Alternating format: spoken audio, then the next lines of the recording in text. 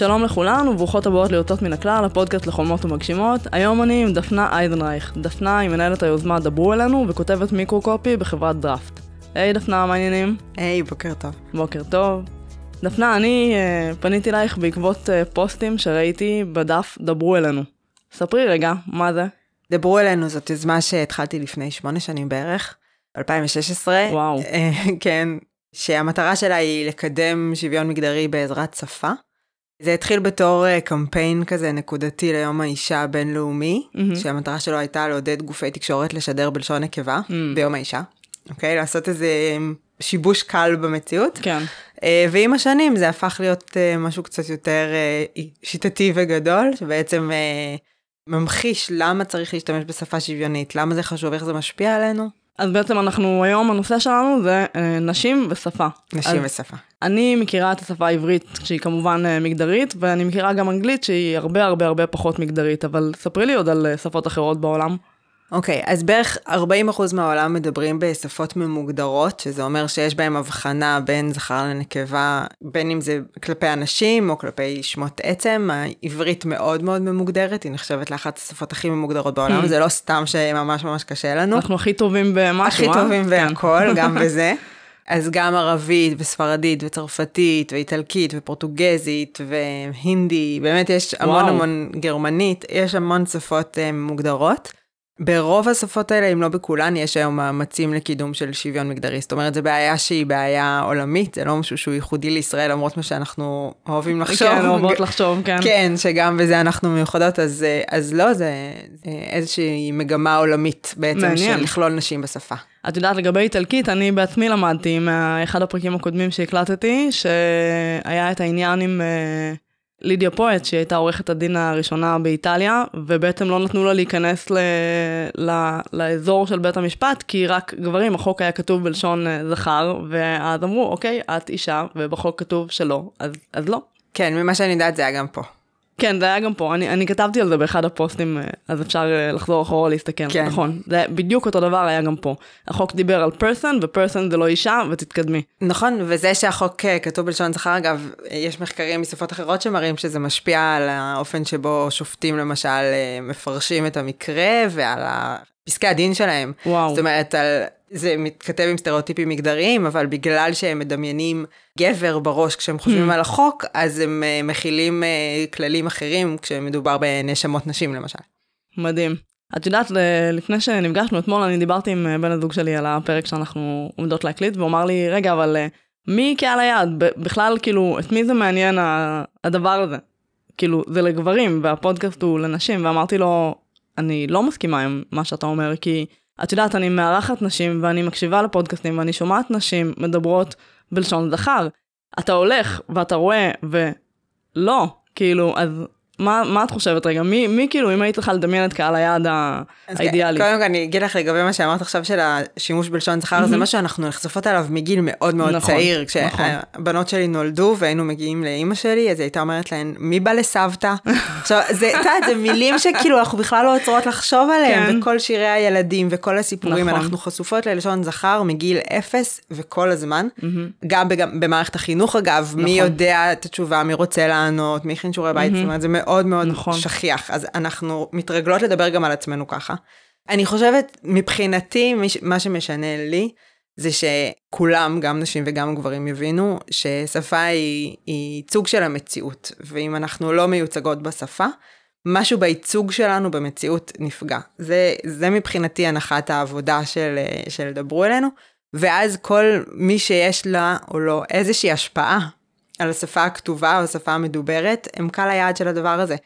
זה יכול להיות נשים במקומות עבודה ובמערכת החינוך, במוקדי קבלת החלטות, וזה יכול להיות גברים שנמצאים באותם מקומות ושפה שוויונית חשובה להם, או קידום נשים או שוויון מגדרי חשוב להם, והם יעזרו לקבל את ההחלטות הנכונות. ממש, אני ממש מסכימה. על אף שאני חייבת להגיד שהעברית היא לפעמים קצת טרחנית, אם את רוצה לדבר בצורה נכונה. את יודעת, כל מיני מילים כמו לחנה, או לא עולה לי איזו דוגמה, אולי את יכולה לתת, כאילו, את יודעת, אני מדברת לבנות שלי, ואני מוצאת את עצמי חושבת רגע, אני אגיד לכו, למרות שאני יודעת שזה לא נכון להגיד לכו, או אני אגיד, כאילו, את מבינה מה אני אומרת? כן, אז ספציפית עם הסיומת הוא הזאת, עם הלכו דברו, מבחינת האקדמיה ללשון, אני רגע ירגיע את כולן פה, שזה נחשב תקני לפנות גם לנשים בהטיה הזאת, זה נכון שיש את הסיומת נע, אבל היא עתיקה יותר, ובגלל שיש את שתי הצורות, אחת בלשון חז"ל ואחת בלשון המקרא, אז האקדמיה ישרה את שתיהן. מזל, אם האקדמיה ישרה. כן, זהו.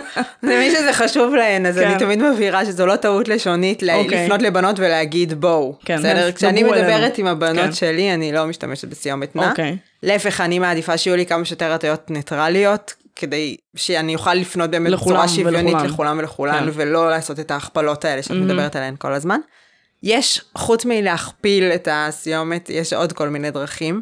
למשל, נוכל לדבר עלינו, אוקיי? ואז אם אני מדברת בגוף ראשון רבים, שזה רבים ורבות ביחד, בעצם זו אותה הטיה, אז יש בזה משהו יותר אינקלוסיבי. נכון. או הציווי הזה שדיברת מקודם, אם אני כותבת, אז יש לי יותר אפשרויות בכתיבה בגוף שני. כן, בכתיבה בכלל, את יודעת, יש לך יותר זמן לחשוב על זה, אבל כשאת מדברת, אז זה כזה, מה שיוצא טבעי, זה באמת, כמו שאמרת, זה באמת לשון זכר, כי זה מה שאני יודעת, זה מה שיש לי בראש, זה הדאטאבייס שלי. נכון, אנחנו צריכות להתאמץ, גם אני עדיין, אגב, אחרי 8 שנים צריכה להתאמץ בשביל לדבר בלשון נקבה, זה לא הדיפולט שלי, זה לא המובן מאליו, אבל אני חושבת הרבה פעמים זה כזה תפיסה של הכל או כלום, כאילו של או שאת מתאבדת על זה, סליחה על המילה, וככה, זה משהו הרמטי כזה, או שאת זונחת את זה לגמרי. לא, גם כשאני מעבירה סדנאות, אז אני מדברת לפעמים ככה ולפעמים ככה. מבחינתי, עצם זה שאני משדרת לנשים בחדר או בקהל היעד, שאני ראיתי אותם, שאני זוכרת שהן שם, זה כבר משהו, וזה לא משנה כמה פעמים אני עושה את זה, או כמה אני מקפידה. כן, אני ממש מסכימה, ואת יודעת, נניח אני מתרגלת בקורסים, וכשאני אומרת חלק מהמשפטים בלשון זכר וחלק בלשון נקבה, אני מקבלת עיניים שנפתחות ומסתכלות עליי, כאילו, את יודעת, במשפט או שניים הראשונים, כאילו, זה כל כך לא קיים בשטח, שזה כל פעם זה מצחיק אותי לראות את התגובה הראשונית. נכון, ובאמת התגובה הראשונית הזאת היא משתנה, זאת אומרת, לחלק מרגישות מסומנות מזה, ודווקא לא נעים להן, וחלק פתאום כזה, היי, רואים אותי, הנה אני, שלום. יודעת, גם אנחנו צריכות לפגוש את עצמנו ככה, ואנחנו כל כך התרגלנו לקבל את המציאות הזאת, שאנחנו פשוט לא נוכחות בה, שכאילו זה נראה לנו מוזר שמישהו מתייחס אלינו פתאום, אבל לא, אנחנו צריכות לתפוס מקום לגמרי. ולמה זה חשוב בעצם? כי נכון, נוכחות, אבל יש גם מחקרים שממש מראים את ההשפעה של שימוש בשפה שהיא בעצם אינקלוסיבית. נכון, אז קודם כל אני אגיד שמאוד מאוד קשה לבודד את המשתנה של שפה, מהרבה משתנים אחרים שמשפיעים על הקיום שלנו ועל ההתנהגות שלנו, שפה היא משהו מאוד מאוד בסיסי. אבל באמת יש מחקרים שמראים גם שנוסח הפנייה משפיע על הדימוי העצמי שלנו ועל תפיסת המסוגלות שלנו, יש מחקר אחר, מחקר ישראלי שהראה שההבדלים בנוסח הפנייה במבחן משפיעים על הציון, ממש יכולים לגרום להבדל מובהק סטטיסטית בציון, בין אם הפנייה נעשתה בלשון זכר או בציווי ריבוי כזה, כמו שאמרת קודם. שזה מפוצץ את המוח, מה שאת אומרת עכשיו. כן, כן, וזה עד כדי כך היה דרמטי שהוביל את רוב המוסדות האקדמיים בארץ לשנות את ההנחיות, וגם את שרת החינוך, דוקטור יפעת שאשא ביטון, לשנות את נוסח בחינות הבגרות, ככה שהן מנוסחות ברבים. מדהים. נכון. ממש. יש עוד מחקרים מהעולם שמראים שיש קשר בין השפה לתפיסה. זאת אומרת שלמשל מילה שהיא בלשון זכר שם עצם, חפץ, מפתח. יש שפות שמפתח זה לשון נקבה. אז התכונות שנייחס למפתח השתנו בהתאם למגדר שלו. כן, כאילו עשו מחקר השוואתי כזה בין גרמנית לספרדית, וראו שהשמות התואר שנותנים למפתח ולגשר, משתנים בהתאם למגדר של החפץ הזה, של העצם הזה בשפה. לא מאמינה למה שאת אומרת עכשיו. כן, כן, כן, השפה משפיעה על התפיסה שלנו. בעצם השפה היא הדרך שבה אנחנו מפרשות את העולם. זאת אומרת, זה המנגנון שמתווך לנו את העולם. אז זה לא יכול להיות ששפה לא משפיעה.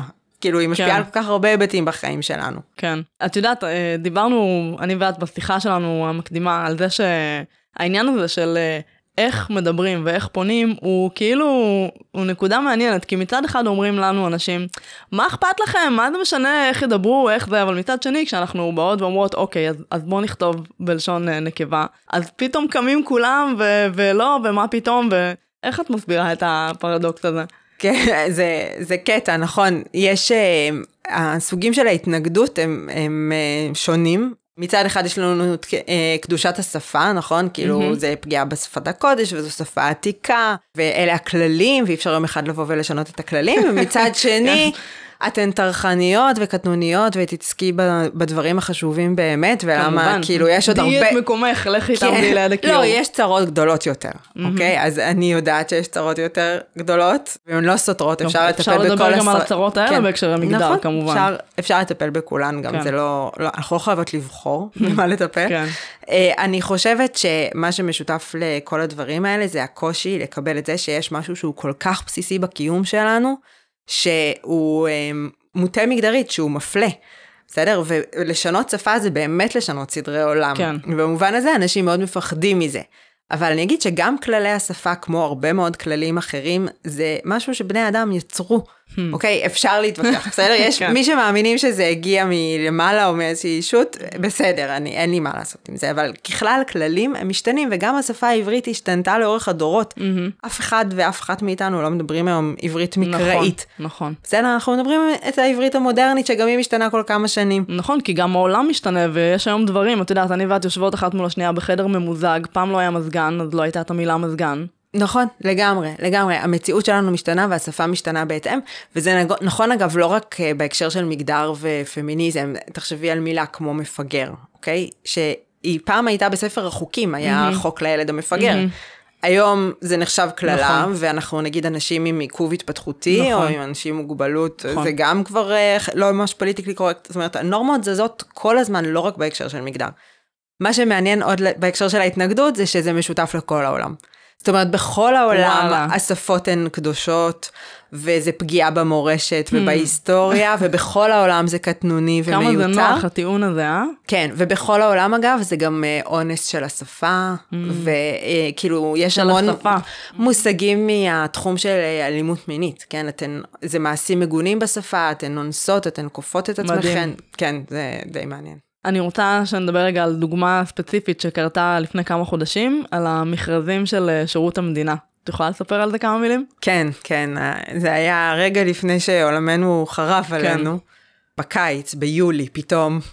נציב שירות המדינה הוציא הנחיה במייל לעובדים של הנציבות, שמעתה מודעות חיפוש עבודה היו מנוסחות בלשון זכר, כי אלו הם כללי האקדמיה. קמתי בבוקר ונזכרתי שיש כללים מהאקדמיה, ואמרתי, זהו, מעכשיו כולם מצייתים לכלל הזה. כן, כן, כן. זה די מדהים. עכשיו, אני אגיד שיש חוק שוויון הזדמנויות בעבודה משנת 80 ומשהו, שמגדיר, שמחייב ארגונים לפרסם מודעה בשפה שוויונית, בגלל שהוא מכיר בזה שמודעות חיפוש עבודה, כן, במה שדיברנו קודם בעצם. הן מטות, נשים פחות נענות למודעות האלה, זה משהו שחשוב לדעת, ושלא אמרנו קודם. בכל אופן, תוך כמה שעות, הוא גם קיבל התנגדות חוקית לעניין הזה, וגם יצר כזה הד תקשורתי. בעצם התגובה לאירוע הזה הייתה שכ-500 מהארגונים המובילים במשק התאחדו. שבעצם לא היה, זה לא הופנה אליהם בעצם, נכון? לא, דווקא במגזר הפרטי. בדיוק. הוא אחראי על השירות הציבורי, אבל המגזר הפרטי הגיב לזה מאוד מאוד מאוד חזק. אני אגיד שלפני שהייתה לנו מלחמה, הייתה לנו מהפכה משפטית וכל מיני דברים כאלה, והעניין של המקום של נשים שם היה מאוד ככה שברירי. כן. אז זה הייתה אחת התגובות לזה בעצם, של הנה עוד ניסיון לרמוס ולהדיר נשים, ואנחנו מתנגדים לזה, ובעצם באמת הארגונים הכי גדולים במשק יצאו בהצהרה חד משמעית, שהמודעות חיפוש העבודה שלהם יהיו מנוסחות בשפה שוויונית, ויצאו עם איזושהי התחייבות לשוויון מגדרי, ליצירת מרחב מכליל לכולן ולכולם. אמרתי שבאמת בחלומות הכי פרועים שלי ב-2016 לא יכולתי לדמיין כזאת התאחדות. אני חושבת שגם הנציב לא דמיין כזאת תגובה כשהוא קם בבוקר שזה אגב מצער. שהוא לא דמיין? כן, זה מעיד על הניתוק. שאתה חושב שאתה יכול בשנת 2023 להוציא הנחיה כזאת ושזה יעבור בשקט. אני חושבת אבל שזאת דוגמה מצוינת, ומה שנקרא, את יודעת, לשים אותה בכיכר העיר, לכל מי שבא אחר כך וחושב שהוא... אני מקווה, את יודעת, אנחנו מוסכות ומוסכים כרגע מאירועים אחרים, ובאמת זה נראה מוזר פתאום להתעסק בשפה, אבל אני חושבת שגם במלחמה ראינו איך הקול שלנו כנשים לא נשמע, ובעיניי זה מאוד מאוד קשור לשפה, אוקיי? לאיך אנחנו תופסות את המקום שלנו בעולם, איך תופסים את המקום שלנו בעולם, את החשיבות שלנו, את הערך של מה שיש לנו להגיד. בסוף, אם היו מקשיבים לנו קצת יותר, אולי המציאות הנוראית הזאת הייתה נראית אחרת. כן, אני ממש מסכימה למה שאת אומרת, גם אצלי בבית, זה בית שהוא יחסית מודע, ועדיין את יכולה לשמוע את משפט כמו, מה אתה בוכה כמו ילדה. דיברנו על המקרה עם נציב שירות המדינה, והוא גבר במקרה, או שלא במקרה, אבל ההתנגדויות האלה קורות לא רק מגברים, אלא גם מנשים. היה לפני חודש בערך, אני חושבת איזשהו עניין עם הודעת SMS שנשלחה למשרתי מילואים, שנשלחה בלשון שהיא פונה לשני המגדרים, ונהיה מזה בלגן. את יכולה לספר על זה רגע? כן, יש הרבה ארגונים שמרנים בארץ, לא הייתי שמת לב,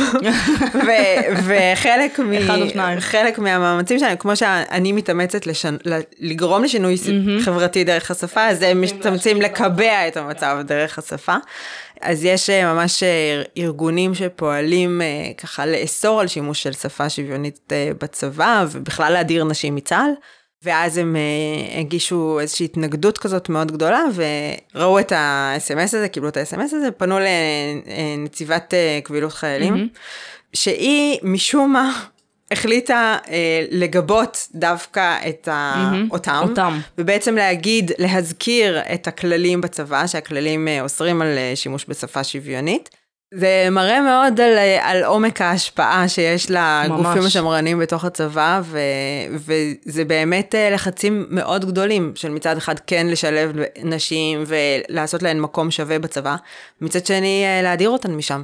כן, וזה גם מראה בעצם על המצב, כלומר על כמה אחורה אנחנו נמצאים, כי אם את אמרת לפני כמה משפטים שיש חוק שוויון הזדמנויות במגזר הציבורי, שבעצם קובע שצריך לדבר בשפה שוויונית, אז בצבא אנחנו לא שם. כלומר, החוקים עדיין מדברים על פנייה.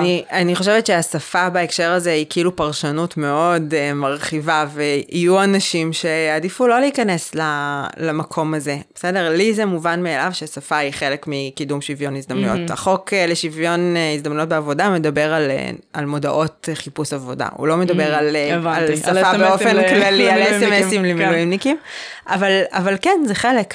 זה חלק, וכל ארגון שמצהיר שהוא מחויב לשוויון מגדרי, אז כן, זה צריך לבוא לידי ביטוי ב-SMSים ובברכות לחג, ובהודעות לעובדות ולעובדים. ובכל מילה בעצם מודפסת או בדיגיטל או... כן, בכמה שאפשר. כן. בסדר, אני אנמיך את הרף, כן. כי אני חושבת שבעברית זה באמת מאוד מאוד קשה. כן. אבל בכמה שאפשר, כן לעזור לנשים להרגיש חלק. כן.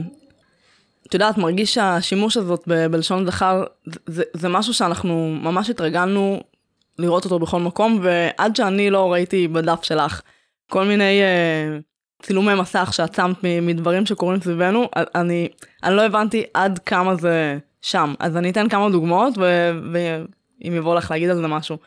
אז למשל, בימים שהתעסקו בהחזרה של חטופים, אז היו תמונות שכתבו עסקת החטופים, ואז היו תמונות ובעצם לא היה שם אף חטוף, אלא רק חטופות.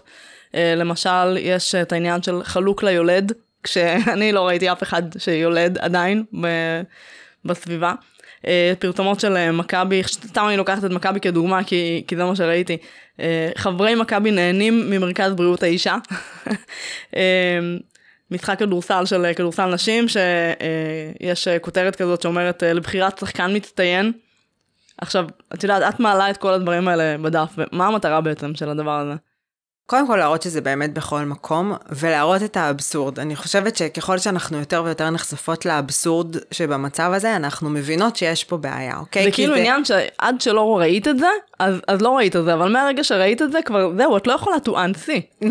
נכון. זה קצת, אני תמיד אומרת בסדנאות שזה כמו המטריקס, כאילו הגלולה הכחולה והגלולה האדומה, כי כן, ברגע שהן מתחילות לראות, אז קשה להפסיק לראות, ואז פתאום העולם נראה מאוד מוזר. כן. וכאילו, איך הייתי כל השנים שנים בעולם הזה, וזה משהו שחשוב לי להגיד, כי זה לא שאני נולדתי עם איזושהי יכולת מופלאה לראות, או עם איזו שאיפה לתקן את השפה העברית. גם אני למדתי את הדבר הזה, בסדר? זה עניין חברתי נרכש, אוקיי? היכולת לזהות הטיות מגדריות, או לראות פערים בשפה, ודווקא בגלל שאני יודעת שגם אני עברתי שם תהליך, אז ברור לי שעוד אנשים יכולים לעבור את התהליך הזה, ואני חושבת שהדוגמה עם הנציב מראה, איזה דרך עברנו מ-2016 ל-2023, בזכות הרבה נשים, כן?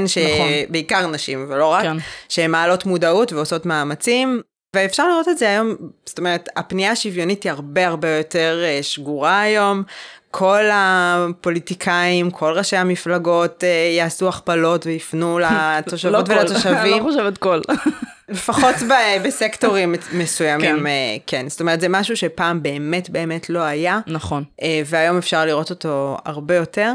ואני חושבת שהחלק ממה שהעמוד עושה, זה בעצם להשתמש בפרקטיקה של שיימינג. אוקיי? שהיום אני כבר הרבה פחות עושה את זה, אבל בהתחלה, כן, זה היה לראות ארגון שיש איזה מצב אבסורדי כזה, ולתייג את הארגון, וזה קצת שיימינג, והארגון חייב להגיב, נכון. או גם אם הוא לא מגיב, הוא רואה, והוא רואה את התגובות, והוא רואה את האבסורד, ולאט לאט זה מייתר איזה מסה קריטית כזאת של אנשים, שמבינים שזה לא סבבה, אוקיי? ואז גם אם אני לא מאמינה בזה אידיאולוגית, אבל אני מאמינה בזה, זאת אומרת, אני עושה את זה מטעמים שיווקיים, או של מוצריים, כן, של כאילו יש לי משתמשות במוצר, ואני רוצה שאני ארגישו בו נוח. אחלה, כן, זה פחות חשוב לי למה זה קורה, יותר חשוב לי שפשוט כולן ירגישו בנוח, כן. אז את דיברת קודם קצת על העניין הזה של המילים שאנחנו משתמשים ומשתמשות בהם, כשאנחנו מתארים משהו שהוא זכר או נקבה. אז אני גללתי הרבה אחורה בעמוד שלך, וגם קצת אנחנו דיברנו על הנושא הזה שמילים שאנחנו משתמשות כדי לתאר את אותה פעילות שעושה אותה אישה, או שעושה אותה גבר. נכון, אז באמת הזכרנו, גם יש מילים שהן מוטות מגדרית. תחשבי למשל על מכשף ומכשפה, אוקיי? שמכשף זה כאילו וויזרד כזה, נכון? עם המון כוחות. הארי פוטר כזה. כן, ומכשפה, בהארי פוטר המכשפות הן עוד איכשהו שוות, אבל מכשפה זה כינוי גנאי לאישה. או מזכיר ומזכירה, שמזכיר המדינה הוא כאילו, זה תפקיד חשוב, ומזכירה זה נחשב תפקיד זוטר. וגם באמת אחד המקרים הכי זכורים לי, שהכי ככה עזרו לי להאמין בכוח של פוסטים לשנות מציאות, היה באולימפיאדה של 2016. זה הייתה האולימפיאדה של סימון ביילס. האחת והיחידה, שבה היא באמת ככה זכתה בתואר שלה. ובעצם היה את יום השידורים של הקרב רב או משהו כזה, ולאורך כל המשדר היו שדרן ופרשן, גברים, הם כל הזמן העירו הערות כאלה, כמו איזה מתוקה, תראה את החיוך שלה, אוי כמה היא מתרגשת.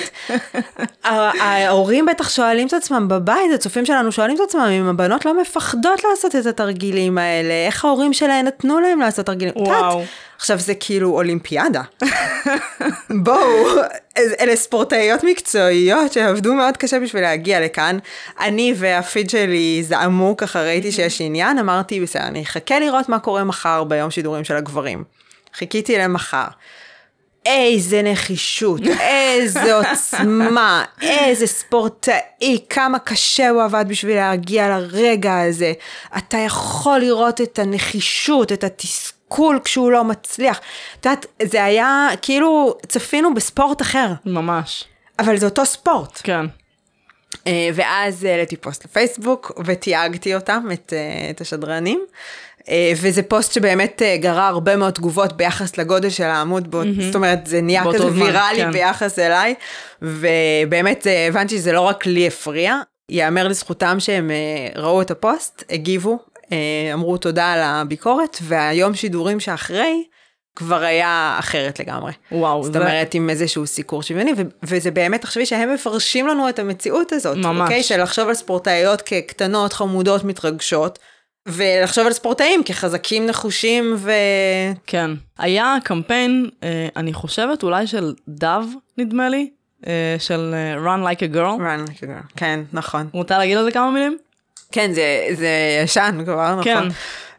דב עושים הרבה מאוד מאמצים לקדם שוויון מגדרי, ובאמת היה את כל העניין הזה של Run Like a Girl, או Throw Like a Girl, שהרבה פעמים נשים או בנות, זה מתחיל מגיל מאוד צעיר, אנחנו לא ממצות את הפוטנציאל הפיזי שלנו, בגלל הסטריאוטיפים המגדריים. זאת אומרת, אנחנו נעצור את טווח התנועה שלנו, קודם יש ממש מחקר שמראה את זה, בגלל הסטריאוטיפ של איך בת אמורה לרוץ או לזרוק, וכן, אני ממש, זה מחקר שלמדתי אותו באוניברסיטה, בתואר השני במגדר, ואני ממש זוכרת, זה נחקק בי כל כך חזק, שאני עוצרת את עצמי, למשל עם הבנות בגן שעשועים, שאני רואה שהן עושות משהו מסוכן, ואני כזה, הנטייה הראשונית שלי היא להגיד לה, לא, לא, לא, ממי תיזהרי, אני ממש עוצרת את עצמי, כדי שלא, היא תתאפס, היא תתנסה, היא תצא מהגבולות שלה. כי למה בעצם? כי זאת הדרך שלנו להשתלב בעולם.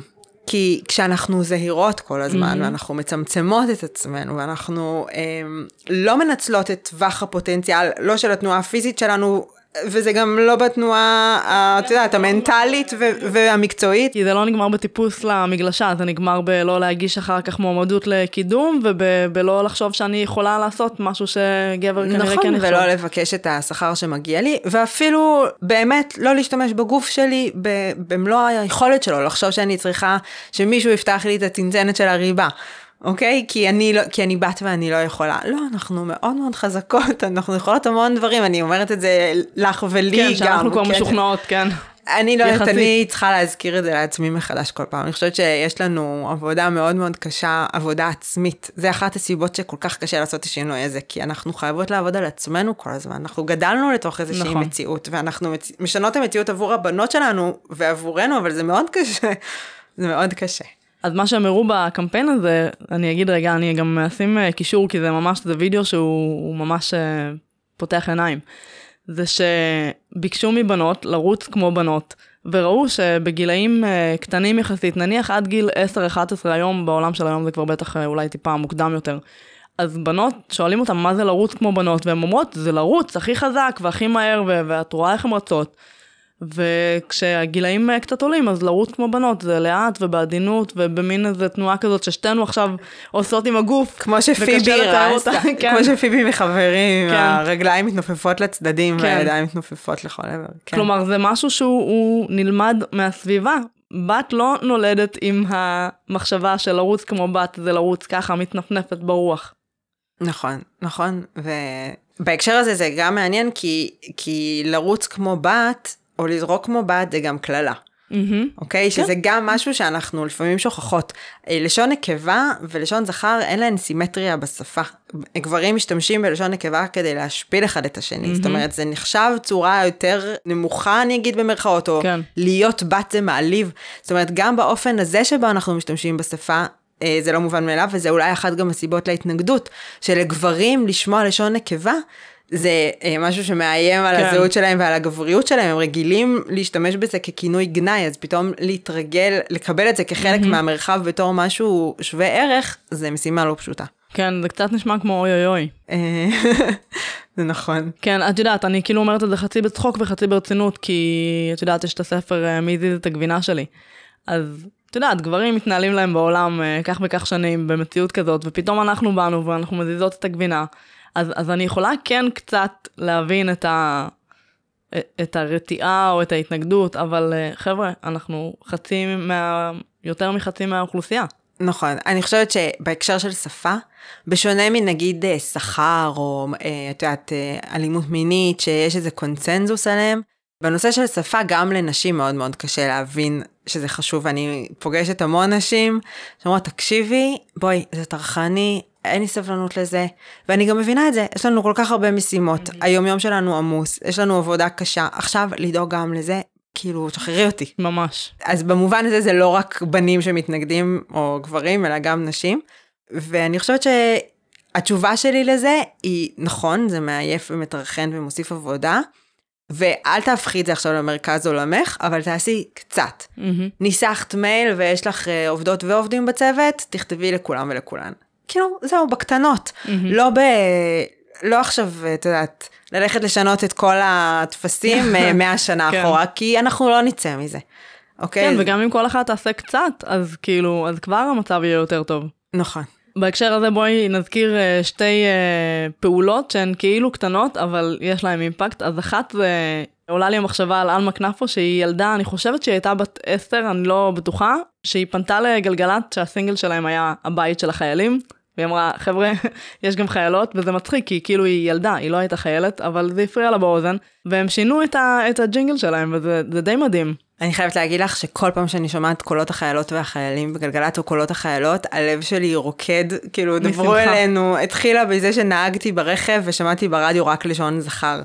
וכל פעם שאני נוהגת עכשיו ואני שומעת פנייה שוויונית, שבת שלום לכם ולכן, אין, אני פשוט, כאילו יודעת, באמת מאושרת, אז זה מעניין שהבאת דוגמה של ילדה, המון פעמים הילדות הן אלה שמצביעות ואומרות שהמלך הוא עירום או המלכה עירומה, ואנחנו המבוגרים אומרים להם אלה הכללים, במיוחד בנות בראשית קריאה בבית ספר יסודי, כשהן רוכשות את השפה, ממש אפשר לראות בחוברות הלימוד שלהן, מוסיפות תף להנחיות, אני קורא, אז הן יכתבו תף בסוף, מדהים. כי זה אני קוראת. הן מאוד שמות לב לזה, ולאט לאט דווקא הן כאילו מאבדות את ההתנגדות, אבל יש הרבה בנות, גם לגבי תלמה וקורנפלקס של אלופים, שיעשו לו גרסה של קורנפלקס של אלופות, שזה מאוד ייצוג, נכון? ממש, כאילו, כן. מי שאני רואה, זה מי שאני יכולה להיות. נכון, you can be what you can see. לגמרי. וגם בהתאחדות לכדורגל הייתה ילדה יערה ורנוי, שהיא שחקנית כדורגל צעירה, שהוציאה כרטיס שחקן, וכל הממשק היה בלשון זכר, היא פנתה להתאחדות כדי שיעשו לו ממשק בלשון נקבה. כאילו, תחשבי שכל השחקניות בהתאחדות, יש להם כרטיס שחקן במערכת, וילדה בת 10 הייתה הזאת שפעלה כדי לשנות את זה. אז לבנות שלנו יש המון כוח, ומוטיבציה גם, ואנחנו רק צריכות לעודד אותם. לאפשר את זה. כן, תכתבו, בואי תכתבי מכתב, ואני אעזור לך לשלוח אותו, לגמרי. את יודעת, הבת שלי סיפרה אתמול שהיא הייתה בשיעור תכנות בבית ספר, והייתה איזושהי דמות שהיא הייתה צריכה לכתוב לה איזשהו משפט, והיא כתבה את המשפט בלשון נקבה, והמורה אמרה לה, אבל למה כתבת את זה בלשון נקבה? אז היא אמרה לה, כי זאת בת, כלומר, זאת הייתה חיה, זה לא היה מוגדר. והיא אמרה לה, כי אני החלטתי שזאת בת. את יודעת, זה מצחיק, כי כאילו, הדיפולט שלנו זה שזה יהיה בן, כאילו המורה, את יודעת, היא לא באה כדי לפגוע או להנמיך, או היא באמת שאלה כאילו מסקרנות. נכון, זה לא עובר לנו בראש, והמרחב החינוכי הוא אחד המרחבים שהכי מקבעים את התפיסה הזו, עם מורות וגננות לא באופן אקטיבי, מנכיחות לשון נקבה במרחב, ולא משתמשות בזה כשהן פונות לקבוצה, אז באמת זה מה שהילדות והילדים לומדים, וזה, הנה, את אומרת, זה כאילו, זה כל כך מוזר שהמורה לא העלתה על דעתה שזו בכלל אפשרות. כן. ממש ככה. ובואי נגיד, אנחנו ככה לפני פסח, אני חושבת שהפרק יעלה אחרי פסח, אבל אגדה לפסח, שכמובן מדברת רק, אני חושבת, חוץ ממרים אולי, מדברת רק על גברים. נכון, אז סיפור האגדה הוא בעצם מספר רק על גברים, אבל היו הרבה נשים בסיפור יציאת מצרים, ויש הרבה יותר ויותר אגדות שוויוניות היום, אלטרנטיביות, שבעצם מציעות נוסח שוויוני של האגדה, ומנכיחות נשים בעצם בסיפור האגדה. יש בעמוד שדברו אלינו ריכוז כזה של קישורים לאגדות האלה, מהמם. כן, אז להצטייד לשנה הבאה. להצטייד לשנה הבאה. אני בשנה שעברה קניתי את האגדה של מוש, של מעיין ברג'יק, וקניתי עותק אחד אקסטרה, והבאתי לגן של הבת שלי, והגננת הייתה ממש מרוצה מזה, והבטיחה שהיא תשתמש בשני הנוסחים, וזה היה ממש מוצלח. כן, תתת לי רעיון טוב. כן, לקחת את זה לגן. יש לנו פעמים את הימים הפתוחים האלה, או כשיש הזדמנות לבוא להקריא סיפור בגן, או לעשות איזה שיעור פתוח בבית הספר, אז אפשר לנצל את ההזדמנות הזאת בשביל לדבר על הנושא הזה.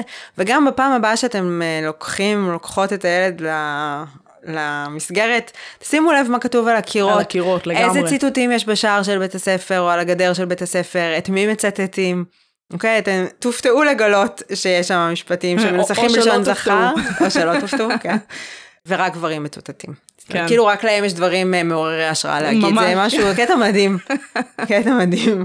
וזה כל המערכת, כן, זה כל מערכת החינוך בגורף, והייתי בעשרות בתי ספר. לגמרי, כן. כמו שאמרת קודם, אלא אם הגננת או המורה מחליטה בתור החלטה שהיא יודעת שגוררת איתה גם עבודה, כי בעצם כל החומרים וכל הדברים המוכנים שיש כבר שנים אחורה, הם בלשון זכר. נכון, אז לשמחתנו יש היום הרבה יותר חומרים בשפה שוויונית ובנושאי מגדר, ובאמת יש משאבים ברשת שקל מאוד להגיע אליהם. כן, זה רק עניין של בחירה באמת. כן. אז טוב, אז מה שרציתי לשאול אותך לסיכום, זה מה כל אחת מאיתנו יכולה לעשות, אבל בעצם כבר דיברנו על זה, שזה רק עניין של לשים לב רק. אני אומרת רק, כאילו זה רק, אבל זה לא. ועולה לי עוד מחשבה על משהו שקרה לי עם הבת הקטנה שלי, שהייתה אז בת 5, אני חושבת. היינו בשירותים בשדה תעופה, כמובן בשירותי נשים, והייתה שם מדבקה על הדלת, שהפירוש של המדבקה זה, אם את זורקת משהו, תזרקי אותו לפח. והיא שאלה אותי מה מצויר פה, והסברתי לה, ואז היא אמרה לי, אבל אמא, זה בן בתמונה, ואנחנו בשירותי בנות, למה זה ככה? ווואלה, כאילו, נפתח לי הפה, ולא ידעתי מה להגיד לה, אמרתי לה, אני לא יודעת, זאת שאלה מעניינת. כן, כן, כן, זה ממש ואני, את יודעת, הייתי בשירותים, לא יודעת, אלפי פעמים, ותמיד המדבקה הזאת שם, ואף פעם לא חשבתי על זה. זה ממש הגיל, שבו הן קולטות ומאבדות את המציאות ומארגנות אותה, כאילו הגיל הרך, זה הגיל של הבנות שלי עכשיו גם 5, ממש אני רואה איך הן מארגנות את המציאות ושואלות כל הזמן שאלות, וזה בדיוק המקומות שבהם הן מצביעות לנו על אי השוויון, וכל מה שאנחנו צריכות לעשות זה רק להסכים לראות את זה ולא לנפנף את זה, ללכת איתן, להסביר להם, לתווך להן את זה, להגיד להם, אוי, זה באמת לא בסדר, אנחנו משונות את זה, או מה הבעיה, אם זה לחשוב איתן ביחד מה הבעיה, או מה אפשר לעשות בשביל לשנות. יש לנו כוח, יש לנו כוח, אני לא חשבתי שזה יהיה האקטיביזם שלי, אוקיי? הלכתי ופתחתי עמוד פייסבוק, כאילו זה לא איזה בלי משאבים, בלי שום דבר, אני חושבת שבסופו של דבר אם יש משהו, איזשהו אי צדק שאנחנו מזהות, זה בסדר לפעול, אוקיי? לא חייבות ללכת לפתוח עמוד פייסבוק, אבל לשלוח מכתב, להוציא מייל, לשלוח מכתב לא יודעת מה, למנהלת כוח אדם, מנהלת משאבי אנוש, כן, בואי תכתבי בפעם הבאה את הברכה בשפה שוויונית. זהו, זה פעולות קטנות, וכל פעולה קטנה שלנו משנה. מדהים. לא יכולת לסכם את זה יותר טוב. תודה רבה, דפנה. תודה רבה לך, תודה על ההזמנה. תודה, ביי.